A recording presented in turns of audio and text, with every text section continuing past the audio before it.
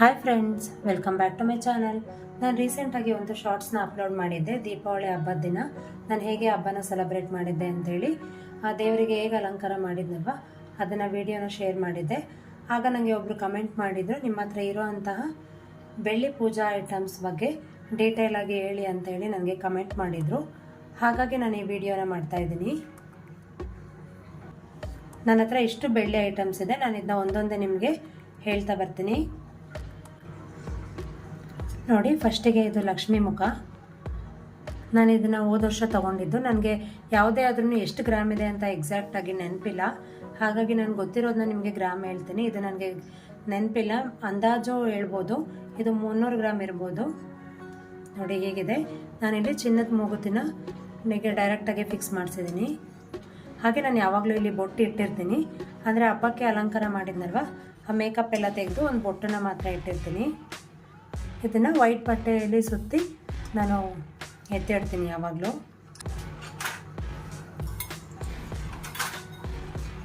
ನಂತರ ಈ ಬೆಳ್ಳಿ ದೀಪ, ಇದನ್ನು ಅಷ್ಟೇ ನಾನು ಹೋದ ವರ್ಷ ತೊಗೊಂಡಿದ್ದು. ಬೆಳ್ಳಿ ಮುಖ ತೊಗೊಂಡಿದ್ದು ನಾನು ಹೋದ ವರ್ಷ ವರಮಹಾಲಕ್ಷ್ಮಿ ಹಬ್ಬಕ್ಕೆ. ಇದು ಅದಾಗಿ ಸ್ವಲ್ಪ ದಿನಕ್ಕೆ ತೊಗೊಂಡಿದ್ದು. ಇದು ಬೆಳ್ಳಿ ದೀಪ, ಹೀಗೆ ಥ್ರೆಡ್ ಇರೋವಂಥದ್ದು. ನಿಮಗೆ ಈ ಥರ ಥ್ರೆಡ್ ಇದ್ರೇ ತುಂಬ ಒಳ್ಳೆಯದು ಪೂಜೆ ಮಾಡೋಕ್ಕೆ, ಅಂದರೆ ಬತ್ತಿ ಎಲ್ಲ ಹಾಕೋಕ್ಕೆ ತುಂಬಾ ಈಸಿ ಆಗುತ್ತೆ. ಅದು ಹೇಗಿದೆ ಅಂತೇಳಿ ನನಗೆ ಇದ್ರದ್ದು ಗ್ರಾಮ್ ಎಲ್ಲ ನೆನಪಿಲ್ಲ. ನಾನು ಇಷ್ಟು ಬೆಳ್ಳಿ ಐಟಮ್ನ ಒಂದೇ ಸಲ ತೊಗೊಂಡಿಲ್ಲ. ನಾನು ಮದುವೆಯಾಗಿ 7 ವರ್ಷ ಆಯಿತು. ಆವಾಗಿಂದ ನಾನು ಒಂದೊಂದೇ ವಸ್ತುನ ತೊಗೊಳ್ತಾ ಬಂದಿರೋದು. ಹಾಗೆ ನೋಡಿ, ಇದು ಬೆಳ್ಳಿ ಬಟ್ಲು. ಇದು ಅಮ್ಮನ ಮನೇಲಿ ಕೊಟ್ಟಿದ್ದು ನಿಹಾಲ್ಗೆ ಅಂತೇಳಿ. ಫಸ್ಟ್ ಪಾಪುಗೆ 6 ತಿಂಗಳಾದಮೇಲೆ ನಾವು ಸಾಲಿಡ್ ಸ್ಟಾರ್ಟ್ ಮಾಡ್ತೀವಲ್ಲ, ಆವಾಗ ಕೊಟ್ಟಿದ್ದು. ಆಗ ಸ್ಪೂನು ಮತ್ತು ಈ ಬಟ್ಲನ್ನು ಯೂಸ್ ಮಾಡಿ ಅವನಿಗೆ ತಿನ್ನಿಸ್ತಾ ಇದ್ದೆ. ಇವಾಗ ಇದರಲ್ಲಿ ಅವನಿಗೆ ಸ್ನ್ಯಾಕ್ಸ್ ಏನಾದರೂ ಹಾಕ್ಕೊಡ್ತೀನಿ. ಈಗ ಜಾಮೂನು ಏನಾದರೂ ಮಾಡಿದರೆ ಜಾಮೂನು, ಇಲ್ಲಾಂದರೆ ಡ್ರೈ ಫ್ರೂಟ್ಸು, ಆ ಥರ ಏನಾದರೂ ಹಾಕ್ಕೊಡ್ತೀನಿ. ಹಾಗೆ ಇದನ್ನ ನಾನು ಬರೀ ನಿಹಾಲ್ಗೆ ಬಳಸೋದ್ರಿಂದ ನಾನು ನಾನ್ ವೆಜ್ನೆಲ್ಲ ಈ ಬೆಳ್ಳಿ ವಸ್ತುಲೇ ಬಳಸೋದಿಲ್ಲ. ಅವನಿಗೆ ನಾನ್ ವೆಜ್ ಕೊಡೋದಾದ್ರೆ ನಾನು ಬೇರೆ ತಟ್ಟೆಲೆಲ್ಲ ಕೊಡ್ತೀನಿ. ಸೊ ನಾನು ಇದನ್ನು 6 ತಿಂಗಳಿಂದ 1 ವರ್ಷ 1.5 ವರ್ಷ ತನಕ ಇದನ್ನ ಬಳಸ್ತಾ ಇದ್ದೆ. ಇವಾಗಲೂ ಸ್ನ್ಯಾಕ್ಸಿಗೋಸ್ಕರ ಕೊಡ್ತೀನಿ. ಹಬ್ಬಗಳಲ್ಲಿ ಪೂಜೆಗಳಲ್ಲೆಲ್ಲ ನಾನು ಇದನ್ನ ಪೂಜೆಗೆ ಬಳಸ್ತೀನಿ. ನಂತರ ಇದು ಬೆಳ್ಳಿ ಲೋಟ. ಇದು ಅಷ್ಟೇ ಅಮ್ಮ ಮನೇಲಿ ಕೊಟ್ಟಿದ್ದು ನನಗೆ, ನಿಹಾಲ್ಗೆ ಹಾಲು ಕೊಡ್ಸೋಕೆ ಅಂತೇಳಿ. ಈಗಲೂ ಕೂಡ ಅವನು ಇದರಲ್ಲೇ ಹಾಲು ಕುಡಿತಾನೆ. ಇದನ್ನು ನಾವ್ಯಾರು ಬಳಸೋದಿಲ್ಲ, ಹಾಗಾಗಿ ಇದನ್ನು ನಾನು ಪೂಜೆಗೆಲ್ಲ ಬಳಸ್ತಾ ಇರ್ತೀನಿ. ವಾರಗಳ ದಿನ ಹಾಗೆ ಹಬ್ಬದ ದಿನಗಳಲ್ಲೆಲ್ಲ ನಾನು ಇದನ್ನು ಪೂಜೆಗೆ ಬಳಸ್ತೀನಿ. ಹಾಗೆ ನೋಡಿ, ಇದು ಬೆಳ್ಳಿ ತಟ್ಟೆ.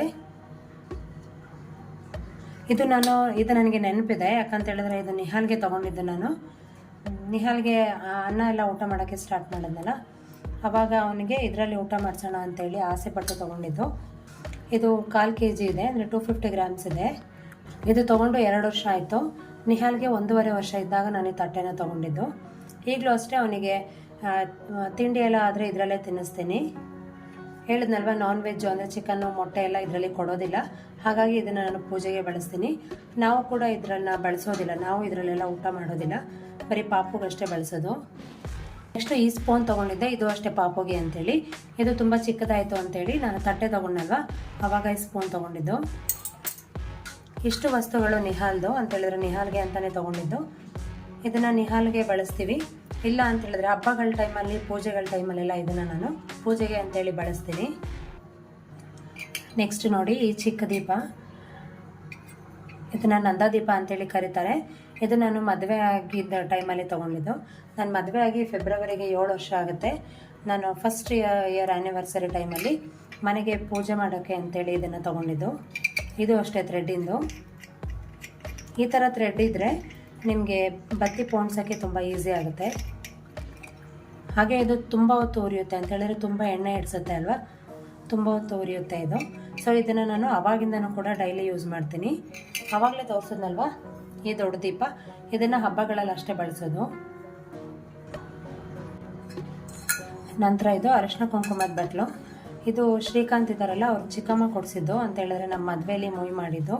ಇಲ್ಲಿ ನೋಡಿ JS ಅಂತ ಇದೆ, ಇದು ಅವ್ರು ನಮಗೆ ಗಿಫ್ಟ್ ಮಾಡಿದ್ದು. ಸೊ ಈಗಲೂ ಕೂಡ ಚೆನ್ನಾಗಿದೆ, 7 ವರ್ಷ ಆದರೂ ಏನೂ ಆಗಿಲ್ಲ. ಈಗಲೂ ನಾನು ಇದನ್ನೇ ದೇವರಿಗೆ ಅಂತೇಳಿ ಬಳಸ್ತೀನಿ. ನಂತರ ನೋಡಿ, ಇದು ಕಾಮಾಕ್ಷಿ ದೀಪ ಅಂತಾರಲ್ಲ ಅದು. ಈಗಿನ್ನೂ ವಾಶ್ ಮಾಡಿದ್ದೆ, ನಾಳೆ ವಾರ ಅಲ್ವಾ, ಹಾಗಾಗಿ ಇವಾಗ ಕ್ಲೀನ್ ಮಾಡ್ಕೊಂಡಿದ್ದೆ. ಇದು ನೋಡಿ ಕಾಮಾಕ್ಷಿ ದೀಪ ಅಂತ ಹೇಳ್ತೀವಲ್ಲ ಅದು. ಇದನ್ನು ನಾನು ಅಮ್ಮ ನನಗೆ ಪ್ರತಿ ವರ್ಷ ಬಾಗ್ನಕ್ಕೆ ಅಂತೇಳಿ ದುಡ್ಡು ಕೊಡ್ತಾರಲ್ವ, ಆ ದುಡ್ಡಲ್ಲಿ ಪ್ರತಿ ವರ್ಷ ಒಂದೊಂದು ಸಿಲ್ವರ್ ಐಟಮ್ನ ತಗೊಳ್ತೀನಿ. ಹಾಗೆ ನಾನು ಮುಂಚೆಯಿಂದನೂ ಇದನ್ನು ಹಾಗೆ ಸ್ಟೀಲ್ ಪ್ಲೇಟೆಲ್ಲ ಇಟ್ಟು ಪೂಜೆ ಮಾಡ್ತಾಯಿದ್ದೆ. ಈ ಪ್ಲೇಟ್ನ ಇತ್ತೀಚೆಗೆ ತೊಗೊಂಡಿದ್ದು, ಅದರ ಸೈಜಿಗೆ ಅಂತೇಳಿ ತೊಗೊಂಡಿದ್ದೀನಿ. ಅಂತ ಹೇಳಿದ್ರೆ ತುಪ್ಪ ಏನಾದರೂ ಹಾಕಿದ್ರೆ ಇಲ್ಲಿ ಸೋರುತ್ತಲ್ವ, ಇದು ಟೈಲ್ಸ್ ಎಲ್ಲ ಗಲೀಜಾಗುತ್ತೆ ಅಂತೇಳಿ ಪ್ಲೇಟ್. ಆ್ಯಕ್ಚುಲಿ ಯಾವುದೇ ದೀಪ ಆದರೂ ಪ್ಲೇಟ್ಸ್ ಇಟ್ಟರೆ ಒಳ್ಳೆಯದು. ದೀಪ ತೊಗೊಂಡು ನಾನು 5 ವರ್ಷ ಆಯ್ತು ಅನಿಸುತ್ತೆ. ಈ ಪ್ಲೇಟ್ನ ನಾನು ಈಗ ಹೋದ ವರ್ಷ ತೊಗೊಂಡಿದ್ದು. ಸೊ ಇದು ನೋಡಿ, ಇದಕ್ಕೆ ಕರೆಕ್ಟಾಗಿದೆ. ಇದು ಅಷ್ಟೇ ನಾನು ಪ್ರತಿದಿನ ಬಳಸ್ತೀನಿ. ನಂತರ ಇದು ತೀರ್ಥ ಬಳಸ್ತಾರಲ್ಲ ಅದು, ಎಲ್ಲದರಲ್ಲೂ ಅಷ್ಟೇ ನೋಡಿ ಹಾಲ್ಮಾರ್ಕ್ ಇದೆ ಈ ಥರ. ಇದು ಅಷ್ಟೇ ನಾನು ಬಾಗಿನ ದುಡ್ಡಲ್ಲಿ ತೊಗೊಂಡಿದ್ದು. ಹೀಗೆ ಮದುವೆ ಆಗಿ 7 ವರ್ಷ ಆಯ್ತಲ್ವ, ಸೊ ಪ್ರತಿ ಒಂದೊಂದು ವರ್ಷವೂ ಕೂಡ ಬಾಗಿನ ದುಡ್ಡಲ್ಲಿ ಏನಾದರೂ ಒಂದು ಅಂತ ತೊಗೊಳ್ತೀನಿ. ಅದರಲ್ಲಿ ನಾನು ಇದನ್ನು ತೊಗೊಂಡಿದ್ದು.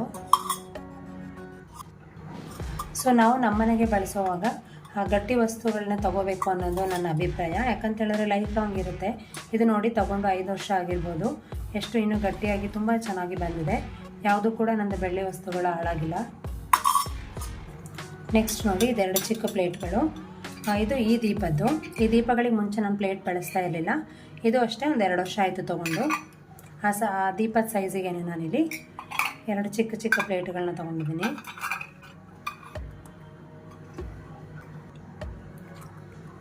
ಇದು ನೋಡಿ ಗಂಟೆ, ಬಸವ ಇರೋ ಅಂತಹ ಗಂಟೆ. ಇದನ್ನು ಅಷ್ಟೇ ನಾನು ಬಾಗಿನ ದುಡ್ಡಲ್ಲಿ 1 ಟೈಮ್ ತೊಗೊಂಡಿದ್ದು. ಇದು ಗಟ್ಟಿಯಾಗಿ ತುಂಬಾ ಚೆನ್ನಾಗಿದೆ. ಇದನ್ನು ಅಷ್ಟೇ ನಾನು ಪ್ರತಿದಿನ ಬಳಸ್ತೀನಿ. ನಂತರ ಇದು ನೋಡಿ ಚಿಕ್ಕ ಬೆಳ್ಳಿ ಬಟ್ಲು.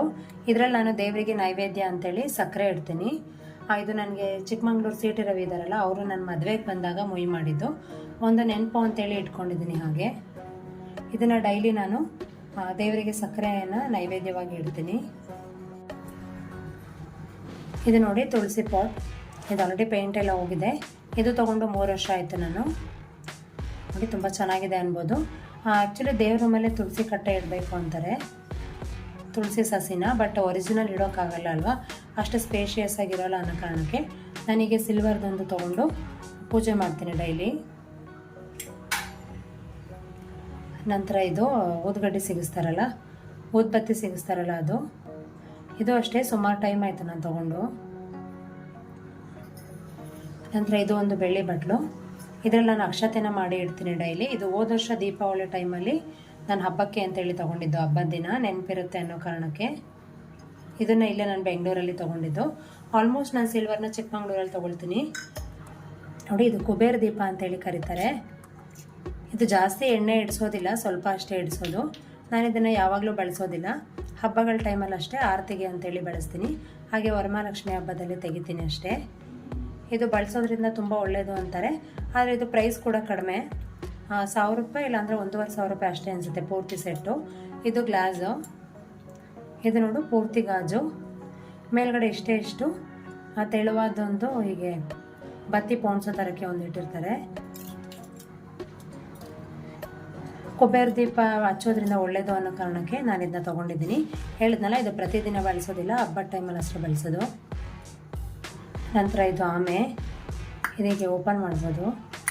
ಇದನ್ನು ನಾನು ಚಿಕ್ಕಮಂಗ್ಳೂರಲ್ಲಿ ತೊಗೊಂಡಿದ್ದು. ಹಾಗೆ ಇದಕ್ಕೆ ಒಂದು ಪ್ಲೇಟ್ ಕೂಡ ಬಳಸ್ತೀನಿ. ಇದರಲ್ಲಿ ನೀರಿಟ್ಬಿಟ್ಟು ಇದನ್ನು ಇಡ್ತೀನಿ. ಆ್ಯಕ್ಚುಲಿ ನಮ್ಮ ಮನೆದೇವರು ವಿಷ್ಣು ಅಂತ ಹೇಳಿದ್ರೆ ತಿರುಪತಿ ತಿಮ್ಮಪ್ಪ. ಆ ದೇವ್ರ ಮುಂದೆ ನಾನು ಇದನ್ನ ಹೀಗೆ ನೀರು ಫಿಲ್ ಮಾಡಿ ಹೀಗೆ ಇಡ್ತೀನಿ. ಸೊ ಇದು ಡೈಲಿ ಇಟ್ಟು ಪೂಜೆ ಮಾಡೋದ್ರಿಂದ ಒಳ್ಳೆಯದು ಅನ್ನೋ ಕಾರಣಕ್ಕೆ ನಾನು ಇದನ್ನ ಪ್ರತಿದಿನ ಬಳಸ್ತೀನಿ. ನಂತರ ಇದೊಂದು ಚಿಕ್ಕ ಪ್ಲೇಟು, ಇದಕ್ಕೆ ನಾನು ಗಣಪತಿನ ಇಡ್ತೀನಿ. ನಾವು ಯಾವುದೇ ದೇವ್ರು ಇಡೋ ಮುಂಚೆ ನಾವು ಅಕ್ಕಿನ ಹಾಕ್ತೀವಲ್ಲ, ಇದರೊಳಗೆ ಅಕ್ಕಿನ ಫಿಲ್ ಮಾಡಿ ಹೀಗೆ ಗಣಪತಿನ ಇಡ್ತೀವಿ. ಹಾಗೆ ನಾನು ಇದಕ್ಕೊಂದು ಬೆಳ್ಳಿ ಕಾಯಿನ್ ಹಾಕ್ತೀವಿ. ಅದು ನಮಗೆ ಮುಂಚೆಯಿಂದ ನೋಡಿ ಹೀಗೆ ಬೆಳ್ಳಿ ಗಣಪತಿಗೆ ಹಾಗೆ ಲಕ್ಷ್ಮಿಗೆ ಹೀಗೆ ನಾವು ಒಂದು ಬೆಳ್ಳಿ ಕಾಯಿನ್ ಇಡ್ತೀವಿ. ನೋಡಿ, ಇದೊಂದು ಲಕ್ಷ್ಮೀ ವಿಗ್ರಹ. ಇದನ್ನು ಅಷ್ಟೇ ಪ್ರತಿದಿನ ಬಳಸ್ತೀನಿ. ಯಾವಾಗಲೂ ಅಷ್ಟೇ ನಾವು ಪೂಜೆ ಮಾಡುವಂತಹ ವಿಗ್ರಹಗಳು ಹೀಗೆ ಇಷ್ಟು ಇದಕ್ಕಿಂತ ಮೇಲೆ ಉದ್ದ ಇರಬಾರ್ದು ಅಂತ ಹೇಳ್ತಾರೆ. ಹಾಗಾಗಿ ನಾನೀಗ ಚಿಕ್ಕ ಚಿಕ್ಕ ವಿಗ್ರಹನ ಪೂಜೆ ಮಾಡ್ತೀನಿ. ಈ ಥರದ್ದೆಲ್ಲ ಇಷ್ಟು ದೊಡ್ಡದೆಲ್ಲ ಬಳಸಬಾರ್ದು ಅಂತಾರೆ. ಇದು ನನಗೆ ಒಬ್ಬರು ಮದುವೆಲಿ ಗಿಫ್ಟ್ ಮಾಡಿದ್ದು. ಸೊ ಇದು ಅರಗು ಅಂತಲ್ಲ, ಟೊಳ್ಳು. ಹಾಗಾಗಿ ನಾನೀಗ ಇತ್ತೀಚೆಗೆ ಅಂಬೆಗಾಲು ಕೃಷ್ಣ ಇದೇ ಥರದ್ದು ಗಟ್ಟಿ ವಿಗ್ರಹ ತೊಗೊಂಡಿದ್ದೀನಿ. ತೋರಿಸ್ತೀನಿ ಅದು ಹೇಗಿದೆ ಅಂತೇಳಿ. ನೋಡಿ, ಇದೆ ಅಂಬೆಗಾಲು ಕೃಷ್ಣ. ನಾನು ಮುಂಚೆ ಎಲ್ಲ ಅದಿಟ್ಟು ಪೂಜೆ ಮಾಡ್ತಾಯಿದ್ದೆ. ಸೊ ಅದು ಇಟ್ಟು ಪೂಜೆ ಮಾಡಬಾರ್ದು ಅಂತ ಹೇಳಿದ್ರು. ಹಾಗಾಗಿ ನಾನು ಈ ಥರ ಚಿಕ್ಕದೊಂದು ಕೃಷ್ಣನ ತೊಗೊಂಡಿದ್ದೀನಿ. ನೆಕ್ಸ್ಟು ಸಾಯಿಬಾಬಾ ವಿಗ್ರಹ. ಇದೆಲ್ಲ ಗಟ್ಟಿ, ನಿಮಗೆ ತುಂಬ ವೆಯ್ಟ್ ಬರುತ್ತೆ ಇದು. ಹಾಗೆ ಇದು ಆಂಜನೇಯ. ನಮ್ಮನೆಯವ್ರಿಗೆ ತುಂಬ ಫೇವ್ರೆಟ್ ದೇವ್ರು ಅಂತ ಹೇಳಿದ್ರೆ ಆಂಜನೇಯ. ಹಾಗಾಗಿ ಇದನ್ನು ನಾವು ಪೂಜೆ ಮಾಡ್ತೀವಿ. ಹಾಗೆ ಇದು ರಾಘವೇಂದ್ರ ಸ್ವಾಮಿ. ಇದನ್ನು ನಾನು ಇತ್ತೀಚೆಗೆ ಈಗ ಮಂತ್ರಾಲಯ ಹೋಗಿದ್ನಲ್ಲ ಆವಾಗ ಅಂತ ಹೇಳಿದ್ರೆ ನಾವು ಒಬ್ಬರಿಗೆ ಆರ್ಡರ್ ಮಾಡಿದ್ವಿ. ಅವರು ನಮಗೆ ಅವತ್ತು ಇದನ್ನು ಡೆಲಿವರಿ ಮಾಡಿದ್ದು. ನೋಡಿ ಎಷ್ಟು ಚೆನ್ನಾಗಿ ಬಂದಿದೆ ಫಿನಿಶಿಂಗ್ ಅಂತೇಳಿ. ಇದೆಲ್ಲ ಗಟ್ಟಿ ವಿಗ್ರಹ, ಯಾವುದೇ ಕಾರಣಕ್ಕೂ ಟೊಳ್ಳಲ್ಲ. ಇದು ನಿಮಗೆ ತುಂಬಾ ವೆಯ್ಟ್ ಬರುತ್ತೆ. ಇತ್ತೀಚೆಗೆ ತೊಗೊಂಡಿದ್ರಿಂದ ನನಗೆ ಇದ್ರದ್ದು ರೇಟ್ ನೆನಪಿದೆ. ಇದು ತುಂಬಾ ಗಟ್ಟಿ ಅನ್ಬೋದು. ಇದು ವೆಯ್ಟ್ ಎಲ್ಲ ಅಳಿಸೋಗಿದೆ. ಇದಕ್ಕೆ 9,000 ಕೊಟ್ಟೆ ಅಂತ ಅನಿಸುತ್ತೆ. ಹಾಗೆ ಇದು 5,000 ರೂಪಾಯಿ. ಇದು 5,000, ಇದು 9,000 ರೂಪಾಯಿ. ಇದು ಇತ್ತೀಚೆಗೆ ತೊಗೊಂಡಿದ್ದು. ತೊಗೊಂಡು 2 ತಿಂಗಳಾಯಿತು ಅಷ್ಟೇ. ಇದು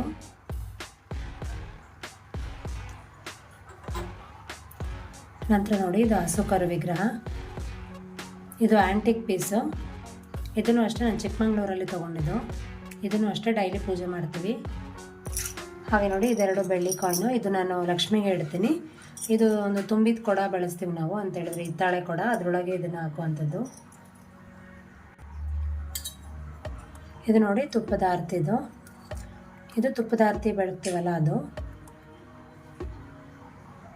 ತುಪ್ಪದ ಬತ್ತಿ ಅಂತೀವಲ್ಲ, 15ರೊಳಗೆ ಇಟ್ಟು ಪೂಜೆ ಮಾಡುವಂಥದ್ದು. ಇದನ್ನು ನಾನು ಈಗ ದೀಪಾವಳಿ ಹಬ್ಬಕ್ಕೆ ತೊಗೊಂಡಿದ್ದು. ಇದರದ್ದು ಗ್ರಾಮು 50 ಅಥವಾ 60 ಗ್ರಾಮ್ಸ್ ಇರ್ಬೋದು. ಎಕ್ಸಾಕ್ಟಾಗಿ ನೆನಪಿಲ್ಲ ನನಗೆ. ಇದು ಅಷ್ಟೇ ಇತ್ತೀಚೆಗೆ ತೊಗೊಂಡಿದ್ದು, ದೀಪಾವಳಿ ಹಬ್ಬದ ದಿನ ಹಬ್ಬಕ್ಕೆ ಅಂತೇಳಿ ತೊಗೊಂಡಿದ್ದು. ಇದೆರಡರಿಂದ ನಾನು 12,000 ರೂಪಾಯಿ ಕೊಟ್ಟಿದ್ದು. ಈ ಲಕ್ಷ್ಮೀ ಮುಖನ ನಾನು ಯಾವಾಗಲೂ ಬಳಸೋದಿಲ್ಲ. ಇದು ವರಮಹಾಲಕ್ಷ್ಮಿ ಹಬ್ಬಕ್ಕೆ ಹಾಗೆ ದೀಪಾವಳಿ ಹಬ್ಬಕ್ಕೆ ಅಷ್ಟೇ ಬಳಸೋದು. ಇದು ನಾನು ಕಳಸಕ್ಕೆ ಅಂತ ಬಳಸುವಂತಹ ಚೊಂಬು. ಇದರಲ್ಲಿ ಅಷ್ಟಲಕ್ಷ್ಮಿ ಇದೆ. ಯಾವಾಗಲೂ ನಾವು ಕಳಸ ಇಡೋಕ್ಕೆ ಈ ಥರ ಅಷ್ಟಲಕ್ಷ್ಮಿ ಇದನ್ನೇ ಶ್ರೇಷ್ಠ ಅಂತ ಹೇಳ್ತಾರೆ. ಹಾಗಾಗಿ ನಾನು ಇದನ್ನು ತೊಗೊಂಡಿದ್ದು. ಇದು ತೊಗೊಂಡು 3 ವರ್ಷ ಆಯಿತು. ಹಾಗೆ ಇಲ್ಲಿ ನೋಡಿ, ಗಣಪತಿ ಕೂಡ ಇದೆ. ಯಾವಾಗಲೂ ನಾವು ಲಕ್ಷ್ಮಿ ಮುಂದೆ ಗಣಪತಿ ಇಡಬೇಕು ಅಂತಾರಲ್ವ, ನಾನು ಆದರೂ ಕಳಸದ ಮುಂದೆ ಗಣಪತಿನ ಪೂಜೆ ಮಾಡ್ತೀನಿ. ಇಲ್ಲಿ ನೋಡಿ, ಗಣಪತಿ ಚಿತ್ರ ಇದೆ. ಒಳಗಡೆ ನೋಡಿ ಹೀಗಿದೆ. ಇದು 300 ಗ್ರಾಮ್ ಇದೆ. ತುಂಬ ವೆಯ್ಟ್ ಇದೆ, ಬಟ್ ನಾನು ಇದನ್ನ ಡೈಲಿ ಪೂಜೆ ಮಾಡ್ತೀನಿ. ಹಾಗೆ ಇದು ಕಳಸ ಇಡೋ ಅಂತಹ ಪ್ಲೇಟ್, ಅಂದರೆ ಈ ಚೊಂಬಿದೆಯಲ್ವ, ಇದ್ರ ಮೇಲೆ ಅಕ್ಕಿ ಹಾಕಿ ನಾನು ಇದನ್ನು ಹೀಗೆ ಇಡ್ತೀನಿ. ಇದು ಗ್ರಾಮ್ ನೆನಪಿಲ್ಲ ನನಗೆ. 150 ಗ್ರಾಮ್ಸ್ ಇರ್ಬೋದು, 150 ಇಲ್ಲ ಅಂತ ಹೇಳಿದ್ರೆ 200 ಗ್ರಾಮ್ಸ್ ಇರ್ಬೋದು ಅನಿಸುತ್ತೆ. ಇದು ಅಷ್ಟೇ, ಇದನ್ನು ತೊಗೊಂಡಾಗಲೇ ತೊಗೊಂಡಿದ್ದು. ಬೆಳ್ಳಿ ಕಾಯಿನು. ಇದು ನಾನು ಕಳಸಕ್ಕೆ ಹಾಕ್ತೀನಿ. ಇದು ವೀಳ್ಯದೆಲೆ ಮೇಲೆ ಇಡ್ತೀನಿ. ಲಕ್ಷ್ಮಿಗೆ ವೀಳ್ಯದೆಲೆ ಕೊಡ್ತೀವಿ ಅಲ್ವಾ, ಅದ್ರ ಮೇಲೆ ನಾನು ಇದನ್ನು ಇಡೋದು.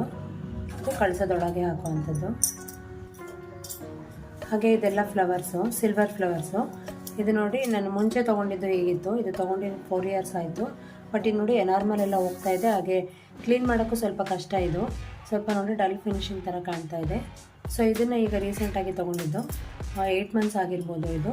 ಇದು ಪೂರ್ತಿ ಸಿಲ್ವರು, ಅಂದರೆ ತುಂಬ ತೆಳು ಇದೆ ನೋಡಿ. ಇದು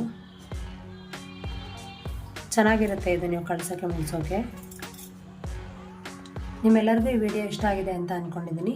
ಈ ವಿಡಿಯೋ ಏನಾದರೂ ಇಷ್ಟ ಆಗಿದ್ರೆ ಈ ವಿಡಿಯೋಗೆ ಒಂದು ಲೈಕ್ ಕೊಡಿ. ಹಾಗೆ ನಿಮ್ಮ ಫ್ರೆಂಡ್ಸ್ ಆ್ಯಂಡ್ ಫ್ಯಾಮಿಲಿ ಮೆಂಬರ್ಸ್ ಜೊತೆ ಶೇರ್ ಮಾಡ್ಕೊಳ್ಳಿ. ಇನ್ನೂ ಯಾರಾದರೂ ನನ್ನ ಚಾನಲ್ ಸಬ್ಸ್ಕ್ರೈಬ್ ಮಾಡಿದರೆ ನೋಡ್ತಾ ಇದ್ದರೆ ಪ್ಲೀಸ್ ಸಬ್ಸ್ಕ್ರೈಬ್ ಮಾಡಿಕೊಂಡು ಸಪೋರ್ಟ್ ಮಾಡಿ. Thank you for watching this video. ನಾನು ನಿಮಗೆ ನೆಕ್ಸ್ಟ್ ವಿಡಿಯೋ ಜೊತೆ ಮತ್ತೆ ಸಿಗ್ತೀನಿ. ಅಲ್ಲಿವರೆಗೂ ನಮಸ್ಕಾರ. Take care.